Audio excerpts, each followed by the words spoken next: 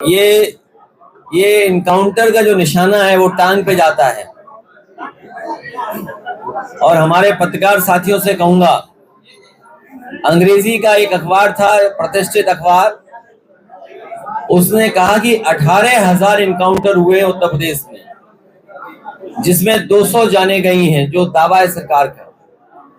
और बड़े पैमाने पर टांग में गोली लगी है या हाथ में गोली लगी है। इसका नाम दिया है हाफ इनकाउंटर या टांग पे गोली वाला इनकाउंटर। ये जितने भी टांग पर गोली वाले इनकाउंटर हैं, ये सब फर्जी इनकाउंटर हैं।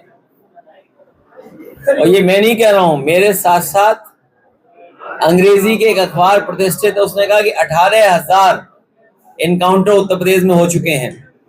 और कल ही मैं एक वरिष्ठ पत्रकार को सुन रहा था, वो कह रहे थे कि 10,000 इनकाउंटर हुए हैं ऐसे।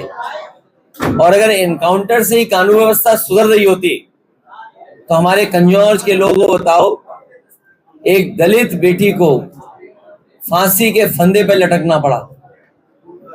आप सब जानते हैं, एक दलित बेटी, उसको न्याय नहीं मिला, उसकी कहीं सुनवाई नहीं हुई, उसे मजबूरी में फांसी पर लटकना पड़ा। लेकिन ये बात भी है कि फांसी पर लटकी है कि लटकाई गई है, अभी भी उसका खुलासा नहीं हुआ है। फर्रुखाबाद में भी हमारे साथी जानते होंगे, 2 बेटियां लटका दी गई कि आत्महत्या हुई है।